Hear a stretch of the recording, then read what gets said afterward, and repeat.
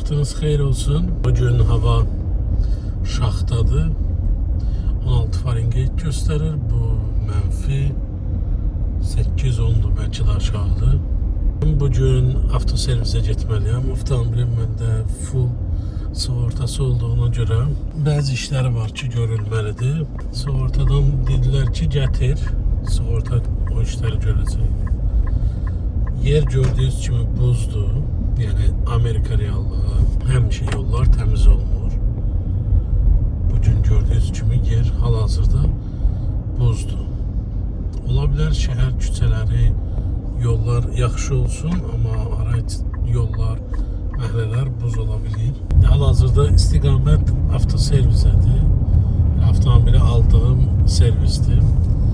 Saat 8:15'də appointmentim var. Burada yollarda, Amerikada stop nişanları, yəni bu stop dur nişanları fərqli olur. Bir olur adi stop. Bu stop görürsünüz. Stop və aşağısında yazılıb all way. Yəni bütün yollar dayanır. Burada stopda dayanmağın belə bir qaydası var. Hamı dayanmalıdır və növbəli şəkildə kim birinci gəlibsə, birinci o yol ayrıcını tərk edir. Və insanlar da buna riayət edir. Riayət eləməyənlər bir qaradərli qardaşlarımızdır, bir də gəlmələr SNG millətləridir ki, bəzən buna riayət eləmirlər. Deməli, servisdə mən keçən həftə avtomobili servisə aparmalıydım. Mənə dedilər ki, sən avtomobilin indiyə qədər yağ dəyişməyin, haradakı dəyişmirsən, oradan reset lazımdır. Yəni bir çek gətir özündən ki, göstərəsin. Deməli, burada bir gözüm qızarıb. Səbəb allergiyadır. Çünki bura gələndən sonra ya yaşla bağlıdır, ya fərqli yerdə yaşadığıma görə və indi bura gəldiyimə görə burada onlar özüm bir uza verir. Bu günün vaxtları var ki, allergiyası olan insanlar bilir. Günün vaxtları var ki, mesela bir gün səhər yuxudan oyanmışam, səsim fərqlidir. Elə bil ki, xəstələnmişəm, amma elə deyil. Bu allergiyaya görə belədir. Səhər durursan, 5-6 dəfə askırırsanız, bu tip şeylərdə indi xırdallarına getmirəm. Dostlar, deməli, mən avtomobili keçən həftə servisə verməliydim. Amma nəzərə alsaq ki, keçən həftə məndən servisdən belə bir kağız istədilər. İndi bu o deyil, amma buna oxşar bir resit istədilər məndən ki, o resit nə içindir? Yəni mən avtomobilin yağın hansı yağla dəyişmişəm, çünki maşından şikayətim odur ki, maşınında titrəmə var və arxa diferensial yağ buraxır. Kimlərəsə tanış deyil bu sözlər, amma mən usta ilə işləmişəm deyə bilirəm bu şeyləri. Və onlara demişəm ki, avtomobilin titrəməsi var. Çox güman olun ki, bizim də desək motor paduşkalardır və arxa diferensial yağ axıdır. Orada gəlsən, hardan bilirsən ki, bunlara qəribə gəldi. Çünki servisə maşın aparıb bilmirsən və gedirsən, onlar da burada servislər bu arada deyim ki, dəhşət çox pul çıxardır. Yəni avtomobili servisə aparırsan, qoyub getmək istəyirsən də, yəni servis xərcləri o qədər çox çıxır burada. Həmin o resit ki, mənə dedilər ki, sən harada yağ dəyişmirsən indiyə qədər, buna uyğun sənə resitin olmalıdır da, göstərməlisən bizə ki, bilək sən maşına nə yağ tökmüsən. Dedim, yaxşı. Sonra onlara dedim ki, bəs keçən həftə olmalıydı məndə servis. Dedim ki, mənim işim var, gələ bilmirəm, növbəti həftəyə saxlayın. Dedilər, yaxşı. Mən də həmin bu keçən həftədə getdim ustadan, öz ustamda avtomobilin yağını dəyişdim. Budur. Belə bir şeydir də sadəcə ki, yəni mən hansı ünvanda yağ dəyişmişəm, yağ tərkibi nədir? Məsəl üçün buna full sintetik tökülməlidir. Yağ mobil vandır. OW20 yağ tökülməlidir. Məsəl üçün buna da. Bunu göstərən faktlar istəyir ki, Yəni sabah çünki qarantiya söhbəti var axı. Sabah birdən maşında problem olsa, öz diblərini düzəltməli olsalar ki, atsınlar yağın üstünə və yaxud başqa vasitələrin üstünə ki, problem budur. Mən də bir Azərbaycanlı olaraq onlara boş yer qoymadım. Hazır gedirəm. Hazır sənədimlə gedirəm. Gedək görək servisdə nə oxuyacaq, nə deyəcək, nələrlə razılaşmayacağım orada. İndi məlumat verərəm. Əgər razı olsalar. Burada bəzi insanlar qəribədə razı olmurlar çəkilişə. Niyə çəkirsən? Amma biraz bu orta yerdə də elə bilin ki, bu qaldığım həmin yer Filadelfiyanın ortasındadır bu, həmin getdiyim salon. Ortası necə? Yəni ki, oradan yuxarı, necə deyim ki, pis səslənməsin. Oradan yuxarıya Amerikalılar, yəni biraz normal düşünənlər, oradan aşağıya qaradərli qardaşlarımız, biraz anormal düşünənlərdir deyə, salon bu ikisinin ortasındadır deyə, orada hər cür insan ola bilir, hər cür insan gələ bilir. Bax, yolla bağlı sizə deyirdim, görürsünüz bayaqdan atır tutur məni, Amerika yolunda. Bəzən razı olmurlar çəkiliş eləməyə, bəzi yerlərdə ki, sırf ağ Amerikalılar yaşayır, oralarda problem olmur, normal yanaşırlar. Əksər o yerlərdə normal yanaşırlar, problem olmur. Amma bu yerlər ki, ağdəyərli qardaşlarla, qaradəyərli qardaşların kəsişdiyi yerdə yerləşən yerlərdə belə söhbətlər olur adətən. Yəni, bunu eləmə, niyə eləyirsən? Və s. Görək, indi servisdə başıma nə gələcək, sizə məlumat verəcəyim bu barədə.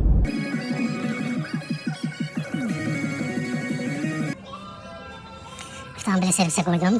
Hələ işçilər gəlməyib. Dedilər ki, məlumat verəcəklər, yoxlayıb, məlumat verəcəklər. Problemin nə olduğunu deyəcəklər. Bu arada bundan da xoşum gəlir. Gözəlini görmüş. Burada belə bir kofe aparatı var. Özümə kofe düzəldim. Necədir dostlar? Çox gözəl görsəniz, biraz. Bu yəqin ki, Azərbaycanda olmayacaq. Bu formada olanı. Nismo yazılıb, bilmirəm, yəqin ki, badiketli bir adı, Nismo. Armada.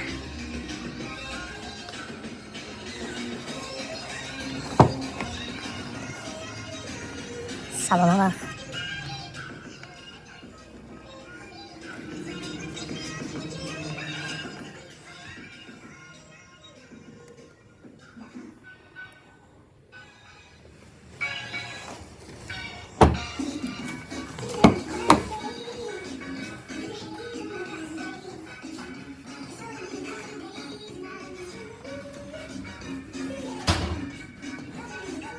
Bu təzə funksiyadır.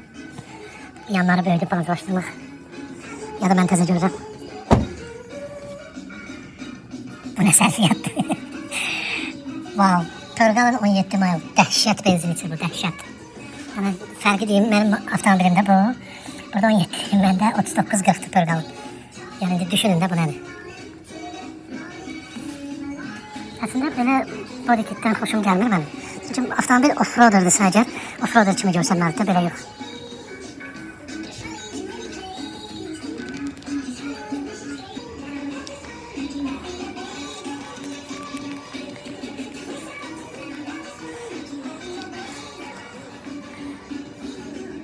Məndən balacadır. Bağlıydı, bunu olmaz, açmaq olmaz bunu.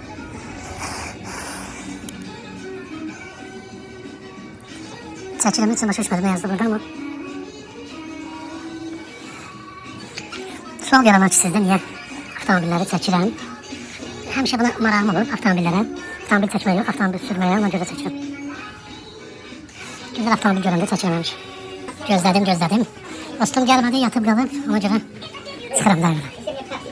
Thank you, my friend.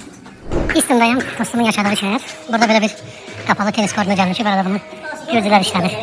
Dostum da Şahin tenis oynuyor.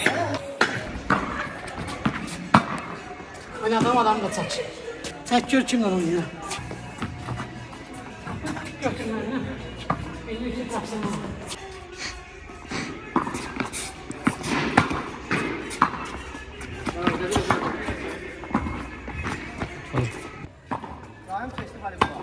Yox, top çiləməyi görmüşdüm ki futbolda, tenisdə görməmişdim. 90 dəqiqədə oynayır. 90 dəqiqədə oynayır. Profesional başqa şeydir. Nəzərə alsaq ki, 5 yaşlı uşaqla oynayıram, çox gözəldir.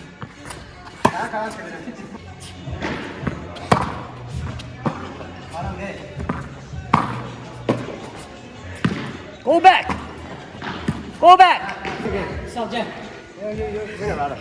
Our coach and our... Sonra verdim, uşaqdır.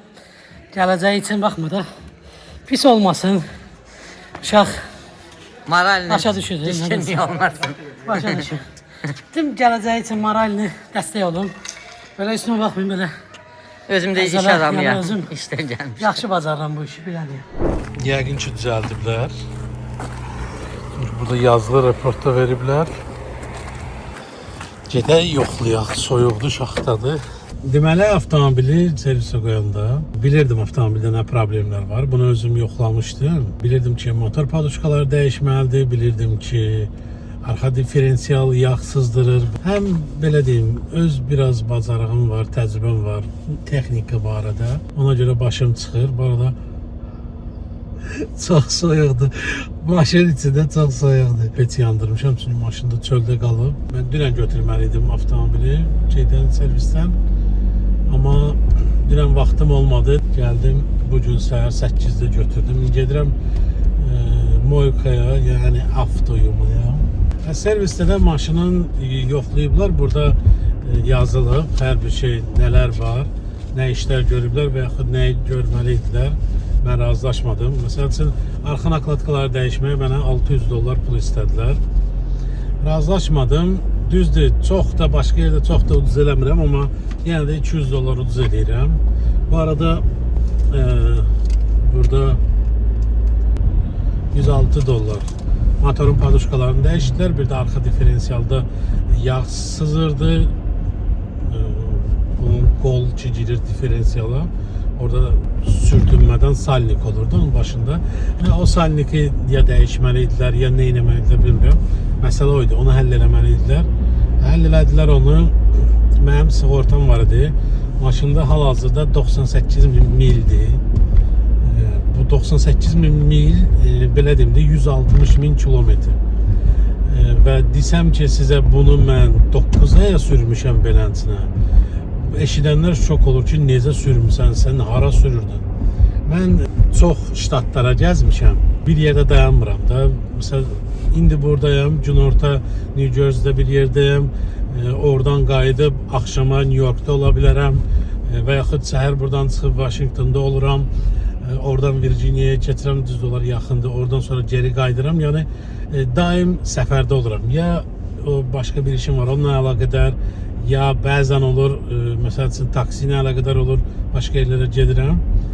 Əslində sərf eləmir getmək, sadəcə mənim marağımdadır deyə gedirəm, mənə maraqlıdır deyə mən gedirəm. Əslində qiymət baxımından sərf eləmir uzun məsafə sürmək. Yəni belə, çünki mən Pensilvaniyadan getsəm hansısa bir ştata, məsəl üçün Virginia'ya getsəm və yaxud New York'a getsəm, orada mənim Uber app'im işləmir. Və məcburam mən oradan geri yola baxın, sizə deyirdim, Azərbaycan yolları yaxşıdır. Oradan mən məcbur geri qayıdıram. App'im işləmədiyinə görə orada, yəni Uber account orada işləmədiyinə görə oradan geri boş qayıtmalıyam. Və niyə işləmir? Deməli, belədir burada. Pensilvaniyanın qanunları Pensilvaniya üçün keçir, New Jersey üçün keçmir, New York üçün keçmir, Virginia üçün keçmir. Pensilvaniya, Delaware ştatı bu iki ştat üçün keçir deyə bu iki ştatda account işləyir. New Jersey'də niyə işləmir? Çünki New Jersey'də bədbəxt hadisələr olmuşdur taksi sürücülərin sərnişinlə arasında. Ondan sonra qaydaları dəyişiblər və belə bir şey olub. Deməli, orada taksidə sürənlərin məlumatları ön və arxa şüşədə olmalıdır. Orada taksi sürənlərin nəysə burada bir listingi olmalıdır. Oturan sərnişin görsün kimdir, nədir, nələri var. Nəysə belə maraqlı istoriyası var, bilmirəm onu. Maraqlı tarixi var, onu bilmirəm. Amma New Yorkda tam fərqlidir. New Yorkda Manhattan, New York o ərazilər məsəl üçün Uber'in açması üçün hələ gözləmə listinə düşmək ki var. Waiting list deyirlər. O gözləmə siyahısına düşmək üçün sən nə qədər gözləyirsən, sonra da gözləmədə gözləyirsən. Yəni ondan sonra heç gözləmirsən. Kimin köhnədən akkauntu var. Həm də səbəb məncə şeydir, çünki çox miqrant gəldi. Son 4 ildə məncə rekord sayda miqrant gəldi Amerikaya. Ona görə şey olmur. Yəni miqrantların da işlədiyi işlər bunlardır. Delivery, taksi, yəni bu tip işlərdə işləyirlər miqrantlarda. Çünki başqa işlərə onlara əl vermir. Tələb çox olduğuna görə və yer az olduğuna görə proqram avtomatik işləmir. Onu deyirəm ki, yəni sərf eləmir. Gedərsən uzağa, sonra geri qayıtmaq. Mən marağıma gedirəm həmişə. Çünki fərqli yerlərə getmək, görmək istəyirəm deyə ona görə hər dəfə marağa gedirəm. Müştərilərlə danışanda soruşurlar mənə ki, sənə sərf eləyir getməyə yox. Deyirəm, sərf eləmirəm, amma mənəm getmək maraqlıdır. Ona görə gedirəm. Nakladkaları ki, burada dəyişdirmədim. Arxa nakladkaları, onları ustada dəyişəcəyəm. Mənə baş əyiləcək bu işi gördürmək orada $400 ya $450, amma bunlar məndən $600 istədilər deyə, ona görə bunlardan o işi görmədim. $200 da puldur da, baxma. Ən azından taksidə işlədiyin, məsələn, zəif günü $200 pul qazana bilirsən, ona görə $200 artıq onlara verməyi çeynəmirəm. Sadəcə $106 deductible rəqəm olur. Yəni bizdə azad olma deyirlər ona, franşiza. Yəni isə azad olma, belə bir şey var bizdə də. Azad olma məbləği. Onu ödəməlisən ki, yəni sığorta elə bir ki, belə bir söz deyim də, mənim avtomobilim sığortalıdır, iki tərəfli sığortadır. Avtomobilimin iki tərəfli $50,000, $100,000 sığortaları var. Məndə $100,000'dır, çünki bahalı maşına görə demişdim keçən səfər. Yəni birdən toqquşduğum maşın bahalı maşınlar, ona görə. Orada azad olma məbləği var. Yəni bu ödəniş ki, azad olsun, çıxsın sığortadan. Tutaq ki, mən vurduğum avtomobilə görə xərc, tutaq ki, 50.000 çıxırsa, onun $1,000'ın mən ödəyirəm, azad olma məbləği $1,000'dır. Deductible məbləğ. Həmin o $1,000'ın mən ödəyirəm, qalanını sığorta ödəyir. Bu da həminki kimi. Burada deductible məbləği $100'dır, $6 da sale tax'dir. Bunlar bilmirəm, bu sale tax hardan çıxdı, baxır ki, vardan.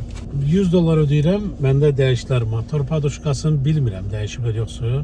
Açığı servislərə o qədər güvənmirəm, çünki mən servisdə birinci başladım yağ dəyişməyə, maşını alandan sonra.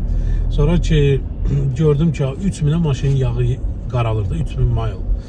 1000 mile 1600 kilometrdir bu arada deyim sizə. 3000 mile'a ki yağ qaralır, bu real dördə belə olmamalıdır. Çünki burada 5000, bəzi avtomobillər var ki, sən mile-dan gedirsən, bəzi avtomobillərdə isə bu fərqlidir. Oil life deyilir ona, yəni yağ həyatı, o bəzi avtomobillərdə o göstərir. Oil life göstərir, məsəl üçün 100'dir, sonra düşür 90'a, sonra 80'a, bu belə faizlə göstərir ki, yəni yağın həyatı azalır get-gedə, maraqlı bir şeydir. Bizdə o yoxdur. Belə sistemlər var. Kimlər ikinci, mən kimi adamlar üçün məsələn orada stiker vurublar ki, filan mileage-də gəlməlisən də, yəni filan yürüşdə gəlməlisən ora. Onlar özü gedir. Mən də servisdə yağ dəyişirdim, servislərin pulsuz yağ dəyişmələrim var idi. Maşını alanda vermişlər mənə. Yağ dəyişdim 2 dəfə, 3 dəfə, gördüm ki, bunların yağı 3000'dən sonra Azərbaycandan adət qalıb deyə kapotu açıb, şübhə çıxardıb yoxlamaq. Ona görə gördüm ki, 3000'də yağ qaralır, ona görə dayandırdım, servisə getmədim. Getdim, bildiyim adamda yağı dəyişdim. Çünki yağa etibar eləmirəm də, 3000'də yağ qaralmamalıdır, real deyir o. Ona görə servisin görəcəyi işin keyfiyyətinə o qədər də əmin deyiləm. Bəlkə də keyfiyyətli görür, amma mən o qədər də əmin deyiləm.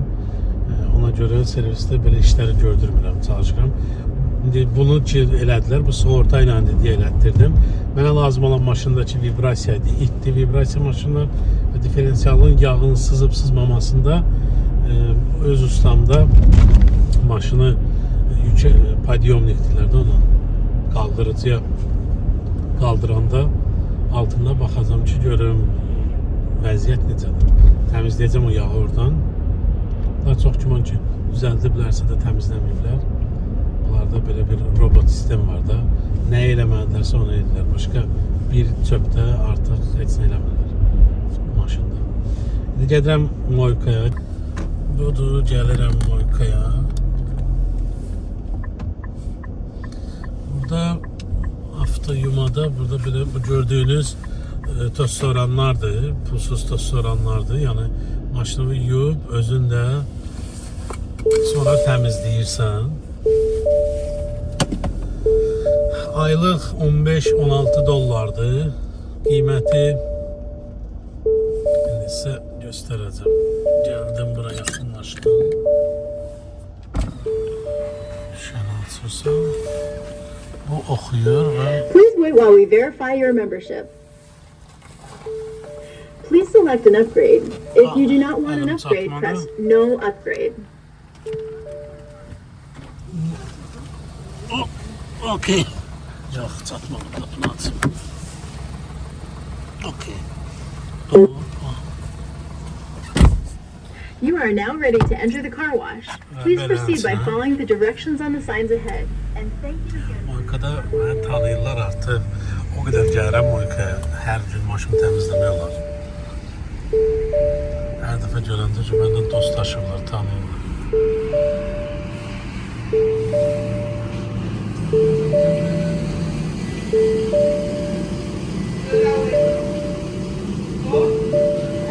Good morning, my friends. How are you? Yeah, it feels very cold. It's 15 degrees almost. I get off in 8 more hours of this. Yeah. You be safe, okay? Thank you. Bunu söndürək, neytrala qoyuruq ki, maşını çəksin bu rahat formu. Fokus. Və belənçinə başlayır. Bu da burada görüntünü servisdən qoyublar. Bu kəmərin səsi də elə gələcək.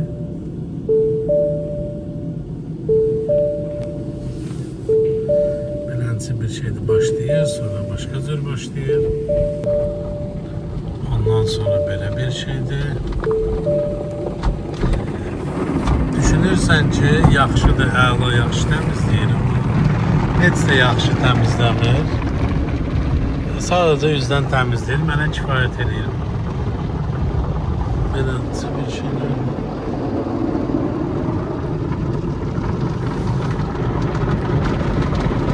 Sonra belə.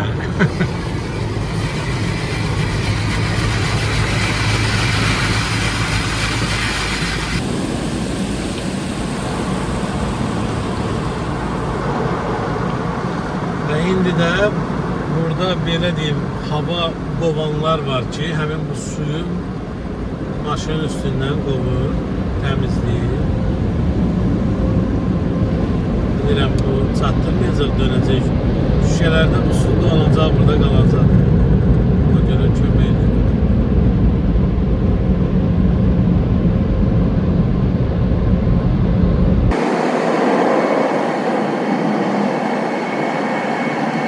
Belə avtoyumadan çıxdıq. Onu deyim ki, avtoyumada qiymət 15-16 dollardır aylıq. Limitsiz, neçə dəfə istəyirsən gələ bilərsən. Hər gündə gələ bilərsən, yəni limit yoxdur. İstədiyin qədər gəlib avtomobili yuya bilirsən burada. Mənim bu ətrafda gördüyüm ən yaxşı buradır deyə. Ona görə bu ilk burada yazılıb free vacuums and unlimited monthly washes 9. Birinci şey olanda, birinci üzv olanda 10 dollar ödəyirsən, sonra hər ay 16 dollar ödəyirsən. Bu formada yudu maşını.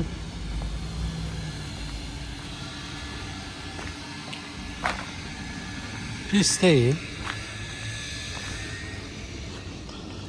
Mənə zahirdən təmiz olması həmişə lazım olur ki, təmiz görsənsin maşın. Amma yenə də deyim ki, nəzərə alsaq ki, Azərbaycanda, Moykada necə yuyurlar maşını, onun ləzzətin vermir burada. Burada əskilər qoyublar. Bu arada mənə gözləyir, maşın dayanıb. ki mən keçim. Burada əskilər qoyublar. Maşını qurutmağa və bu sular da əgər donmayıbsa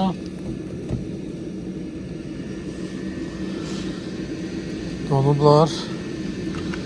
Donmusunuz? Bəli. Donmuşuq. Donublar. Eyb yox. Əski götürdük. Gedək maşının üstün biraz da olsa silək. Çox soyuq olduğundan təmizləyə bilmədim. Dəhşət soyuqdur. Donub. Yəni silib təmizləmək olmur. Hətta baxın sizə göstərim. Sular görürsünüz. Bunlar belə maşının içində donub. Odur ki birazdan hava biraz isiner. Özüm dondum. Deməli yoldaşlar, mən üzü şəhərə gəlirdim. Çünki bugün həkim yoxlamam var. New Jersey'də ora getməliyəm. Yol üstü gələndə proqramı açdım. Bir nəfər Philadelphia aeroportuna müştəri götürdüm. Bu Philadelphia aeroportunun terminallarıdır. Bu aeroport haqqında sizə bir qısa məlumat verim. Burada müştərilərin bu hal-hazırda A, B, C, D, E, F 4 ya 5 terminaldır. 5-dir ya 6-dır. Terminal var və müştəriləri gətirib burada düşürdürlər aeroport terminalların qabağında.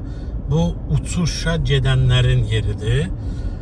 Onları gələnləri başqa ölkələrdən və yaxud daxili reysdə ilə uçuşlarla gələnləri götürən yerlər başqadır və bir də taksilərin, buradakı taksilərin dayandığı yerlər var.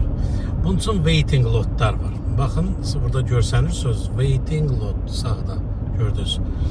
Həmin bu waiting lotlarda taksilər, taksi fəaliyyəti ilə məşğul olan Uber, Lyft fərqi yoxdur. Onlar gedib həmin bu waiting lotlarda durub sifariş gözləyirlər və müştəri gələndə aeroportdan 10 dəqiqə aralıdadır. 2 mayl, hardasa bir 3 kilometrdən biraz çox yoldadır, aralıdadır aeroportdan. Sifariş gələndə gəlib buradan aeroportdan müştərini götürürlər. İndi sizə waiting lotu göstərəcəyim. Necə bir yerdir waiting lot və taksi sürücülərinin gözləməsi üçün nələr var orada, onu göstərəcəyim qısaca. Sonra yoluma davam edib New Jersey'yə gedəcəyim. Ona görə qısaca elə vaxtım var hələ ki, ona görə sizə dedim tez bunu göstərim. Yol gedir birbaşa waiting lota, otellərə, aeroportun arasında olan otellərə gedən yoldur. Beləliklə gəlib çatdıq waiting lota, aeroportun waiting lotuna. Buradan yavaş-yavaş girirəm ki, görəsiniz. Beləncə bir giriş yeridir. Sağ tərəfdəki kabinlər ayaq yoludur istifadə üçün. Burada gördüyünüz bütün avtomobillər hamısı taksi sürücülərdir.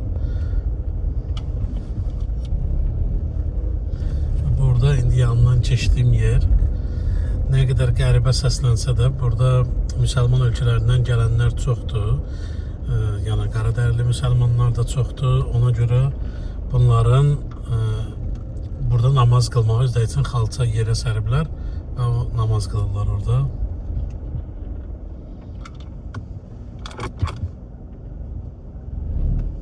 Park eləsin bu qardaş.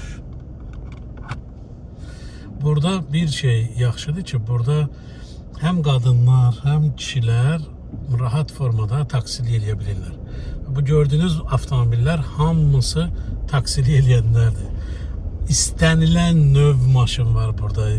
Lexusundan Toyotasına, ən bahalı Amerikan maşınına hər bir şey burada görə bilərsiniz də. Bu şüşələri qara olan avtomobillər ki var, maşınlar ki var. Əsasən bu maşınlar SNG millətlərinin sürdüyü maşınlardır və qaradərli qardaşlarımızın sürdüyü maşınlardır. Niyə? Bilmirəm niyə bizimkilər və bu qaradərli qardaşlar niyə bu formada maşınlarını eləyir? Niyə hamısı həmişə gizlətməyi xoşlayırlar, gizlin olmağı xoşlayırlar? Onu anlaya bilmirəm, başa düşə bilmirəm. Yəni mənə görə maşında plyonka olmamalıdır. Çünki plyonka görünüşü məhdudlaşdırır. Ona görə mən heç vaxt plyonkanın sevən olmamışam.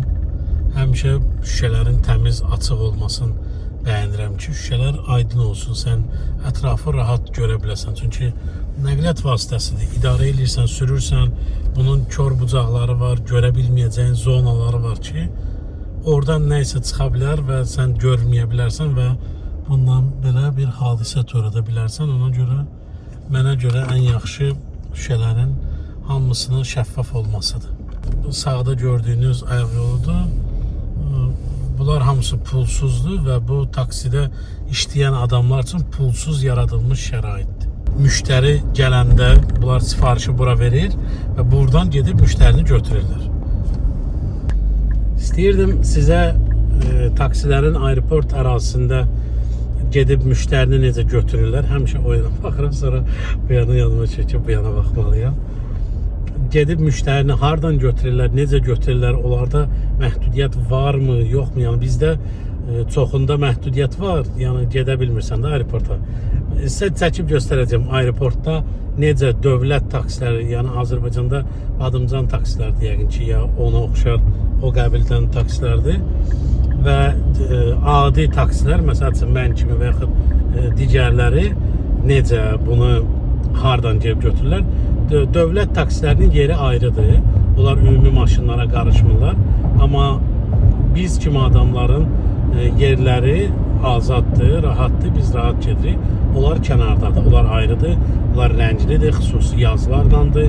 Amma biz sadəcə bir Uber yazısı və yaxud qoya da bilərsən, qoymaya da bilərsən, çox rahatdır. Heç bir məhdudiyyət yoxdur. Yəni hər ikisinə şans verim. Bunu da deyim ki, insanlar çoxu Uber Lyftdən istifadə edir. Çünki o daha sərfələdir, nəinki dövlət taksi. Yəni təkcə Azərbaycanda mən düşünmüyorum ki, Azərbaycanda o bahadır, o birilər ucuzdur. Əslində dövlət taksiləri, onun üstündə kab yazılır, o göstərəcəm sizə. Onlar adi taksidən 2-3 dəfə bahadırlar. Yəni bu sistem hər yerdə belədir. Təkcə Azərbaycanda belə deyil. Bunu nəyəsə görə demirəm, sadəcə məlumatınız olsun deyə deyirəm.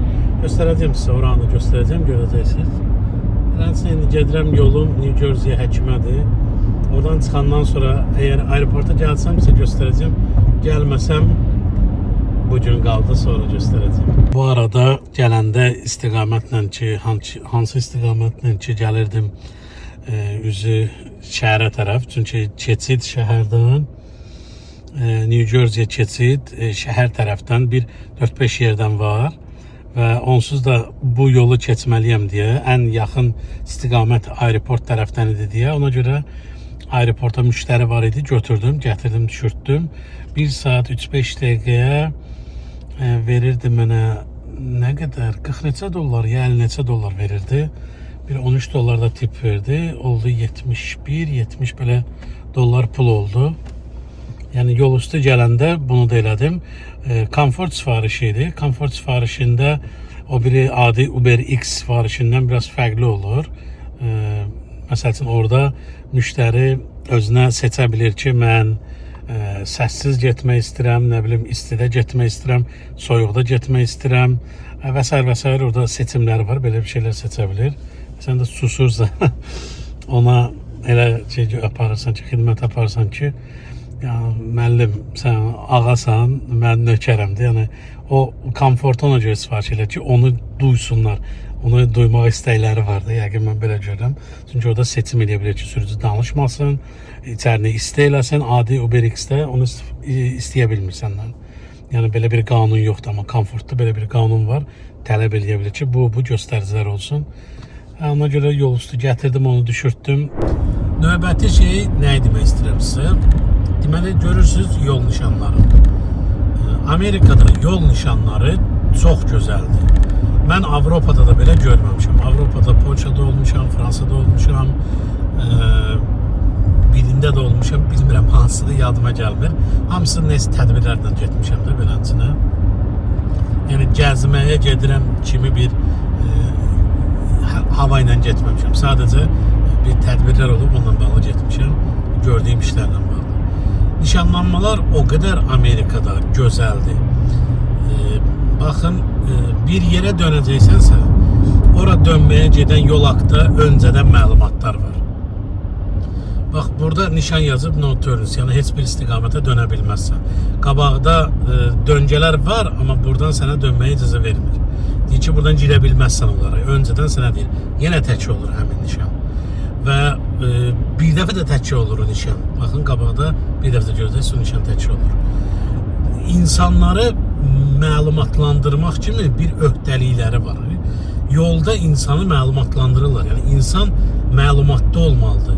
Hər bir şey, yəni adi yol nişanı, sürət nişanı var, yolun sürət nişanı.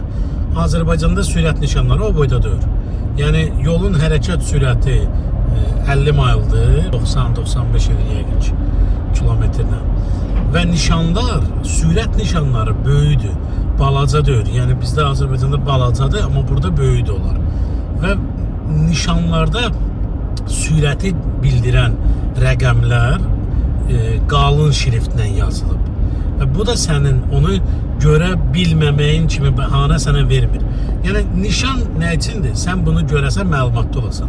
Onun sənin görməyin üçün, sənin gözvə girməyin üçün nə lazımdırsa onu eləyirlər. Yəni nə lazımdırsa sən o nişanı görməyin üçün, məsələn bu gördüyünüz nişanlar ki var, sarı rəngdə və yaxud yaşıl rəngdə və yaxud ağ rəngdə nişanlar. Bu nişanlar təkcə məlumat xarakterlidir. Bu nişanların başqa bir göstəriciləri də var. O nədir? Sizə onu izah edeyim. Görürsünüz, yaşıl var, sarı var, ağ var, cürbəcür rənglərdə var nişanlar.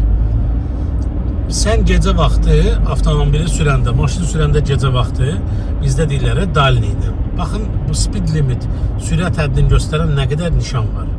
Yəni, elə təkrarlanır, bu nişanlar elə təkrarlanır ki, yadından çıxmıyorsan. Yaddan çıxartma ya, burada var ha, birdən sonra deməyə, yəni görmədim, bilmədim kimi bəhanə yoxdur. Yəni, hər tərəfli sənin gözvə salır nişanı ki, görəsən və ona görə yox ki, sən bunu görməsən səni cərimə eləsin. Ona görə ki, hadisə olmasın. Yanaşma bu cürdür. Hadisə olmasın. Hadisənin qabağını alsınlar. Yəni, yanaşmaları bu cürdür. Hə, sən yolda gedəndə gecə vaxtı dalini ilə sürə bilmirsən. Məsələn, Azərbaycanda sən rahat dalini verib, dalini yandırıb, yəni uzaq vuran işığı yandırıb, sən rahat formada sürürsən Azərbaycanda. Amma sən Amerikada bunu rahat formada eləyə bilmirsən. Niyə eləyə bilmirsən? Çünki bu nişanların hamısı çox güclü işıq qaytarıcısıdır.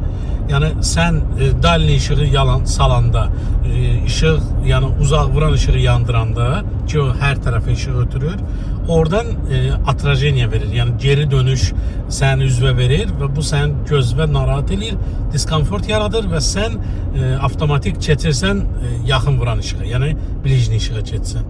Və bu da düşünülmüş bir addımdır. Yəni mən bizdə çox redk hallarda əvvəl görərdim ki, Azərbaycanda nişanlarda belədir. Niyə elə Azərbaycan deyirəm? Çünki gördüyüm, çox yaşadığım yerdir, ona elə Azərbaycan deyirəm. Yəni nişanlanma təkcə məlumat xarakterlidir. Həm də səni necəsə nəzarətdə saxlayır. Yəni yolda qaydanı pozmamaqla nəzarət eləyən bir funksiyası da var. Dediyim kimi o dalini yandırıb saxlayıb gedirsən, yəni ona yol verməmək üçün belə eləyir. Belə bir xüsusiyyəti var nişanların. Baxın, svetoforda dayanmışıq. Svetoforda burada əksər ştatlarda belədir. Yəni mən gördüyüm əsasən danışa biləcəyim ştatlar deməli New Jersey'dir, New York'dur, Pensilvaniyadır, bir də Delaware ştatı. Bunlar yaxındadırlar bir-birinə deyə. Bunların arasında gedib gəlirəm. Bunlarda belə bir qayda var. Bilmirəm, başqa ştatlarda da yəqin ki var, ya da yoxdur, bilmirəm. Bunu deyə bilmərəm. Deməli, burada qırmızı işıqda duranda əgər yazmayıbsa ki, sağa dönmək olmaz, yəni ya sağa dönmək olmaz, ya da ümumiyyətlə dönmək olmaz yazmayıbsa, sən dönə bilərsən. Ancaq sağa, qırmızı işıqda ancaq sağa dönə bilirsən. Yəni bu rahatdır.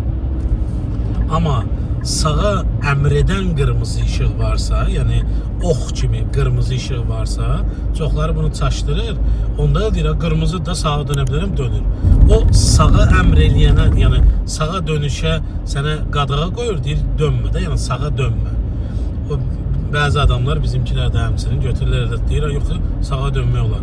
Amma o əmr eləyən nişandır, znakdır. Deyir ki, olmaz sağa dönmək. Svetoforlarda belə bir özəlliyi var ki, yəni sən qırmızıda sağa dönə bilirsən, amma yolun boş olduğuna əmin olub dönə bilirsən. Yəni belə deyim də, qayda elə işləyir ki, məntiqlə, ağıllı formada insan həyatını rahatlaşdırmaq üçün işləyir qaydalar.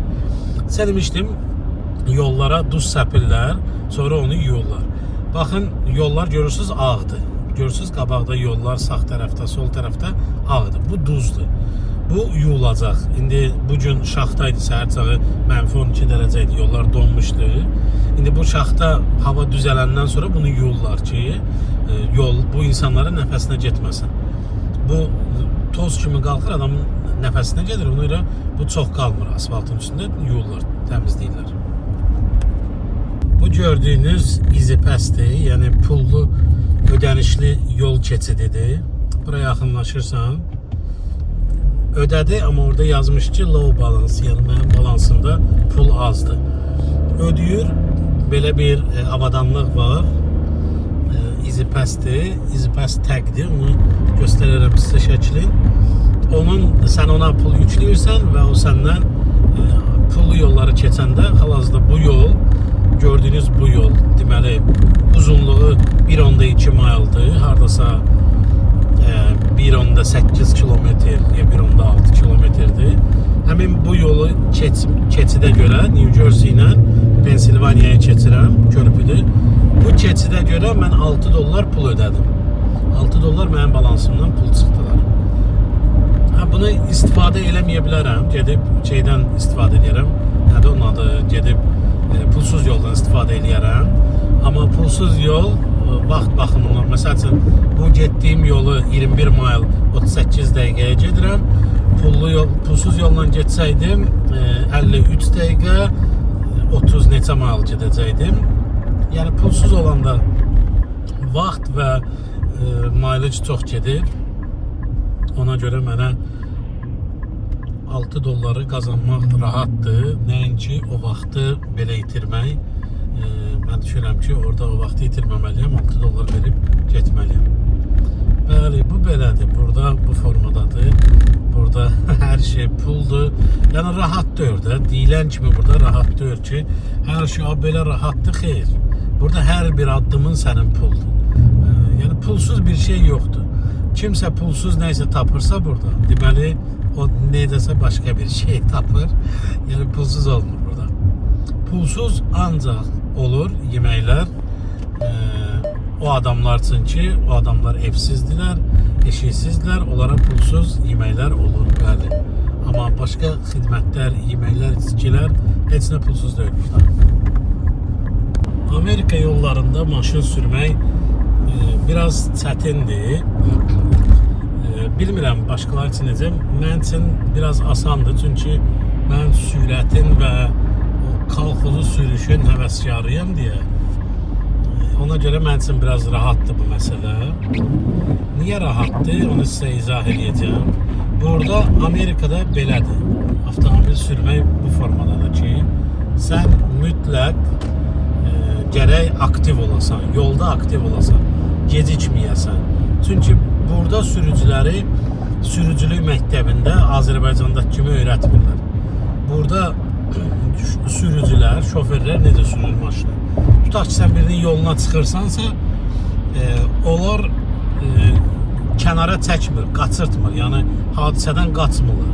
Bir hadisə olacaqsa, onlar ondan qaçmırlar. Onlar elə gəldiyi kimi səni vururlar. Niyə? Çünki onlara öyrədiblər ki, sən əgər ani manevr eləsən, sağdan soldan maşın gələr, görməzsən, kimisə vurarsan, daha pis vəziyyətə düşərsən. Ona görə məntiqli görüblər ki, ancaq önlərinə maniyə çıxanda iki əllərini tuturlar rulda, gəldikləri kimi düz gedib dəyirlər həmin maniyəyə. Yəni qaçırtmaq kimi bir düşüncələri yoxdur. Mənə görə bu gülməlidir, məntiqsizdir. Çünki düşünürsənsə şansın var qaçırtmağa, bu düşüncədə ondan irəli gəlir ki, sən yan gücləri yoxlayırsan, görürsən ki, maşın gəlmirsə, ani qərar verib keçid edə bilirsən də. Sən görürsən ki, yoxdur, maşın gəlsə gedib dəyəcəksən usta. Çünki bu başqa yolu yoxdur da, dəyməlisən. Məsəl üçün, başıma belə bir hadisə gəlmişdi. 7-8 ay əvvəl yolda gedirdim, 110 kilometrdə deyim, 65 maylla gedirdim. 65 maylıq yolda 75 ilə gedirdim. İcazə var 75-ə qədər sürməyə. Və külək idi hava. Külək gətirdi, sağımda da, solumda da maşın gedirdi. Bu gördüyünüz formatda yol idi beləncədə. Hər tərəfdən maşınlar var idi. Önümdə gətirdi külək qabaqdan bir dənə yekə plastik vedrə düz asfaltın ortasına düşürtdü. Yəni külək atdı asfaltın ortasına. Həmin anda ya ona girməlisən o vedrəyə. Plastik yekə vedrə idi, böyük vedrə idi. Yəni 1 metr 20 sant hündürlüyündə və hardasa bir 65-70 sant enin diametrində bir vedrə təsəvvür edin. Qara plastik, belə bir şey. Gəldi, düşdü yolun ortasına və mən ani sağa sola baxdım ki, sağa sola qaçım. Gördüm ki, hər iki tərəfdən maşın gəlir və gülə-gülə o vedrəni belə də vurdum, atdım başqa tərəfə. Düzdür, maşının buferi sındı biraz, amma həmin vaxtda ən ağıllı qərar o idi. Ondan başqa qərar verə bilməzdim. Çünki daha ağır nəticəyə gətirib çıxara bilərdim. Ona görə burada sürücülər straight düşünürlər. Yəni ki, düz düşünürlər də. Sadəcə bir yoldasan, bir yolda gedirsən. Ona görə bəzi filmlərdə görürsünüz, Amerikada maşınları şahmat kimi keçirlər. Sağa, sola, sağa, sola. Ona görə onu eləyə bilirlər. Onu Azərbaycanda eləyə bilməzlər. Bunu Türkiyədə eləyə bilməzlər. Biz burada ona görə eləyə bilirlər ki, burada insanlar bir yolda gedir və öz yolunda gedir və harasa dönmək istəyəndə nişan göstərir, yol verilir ona, sonra o dönür. Yəni xəttin dəyişməyi onda olur. Ona görə burada sən maşınların arasından belə şahmat kimi sağa sola sürə bilərsən. Yəni eləyə bilərsən, amma düşünmürəm ki, ağıllı adam onu eləyir. Normal, çünki yollar çox sürətli yollardır burada. Sən burada normal sürməlisən. Ani bir dənə bir hərəkət eləyərsən, idarə etməni itirərsən, gedib arası dəyərsən, ona görə ehtiyac yoxdur belə şeylərə, mən düşünürüm ki. Normal qayda ilə sürmək.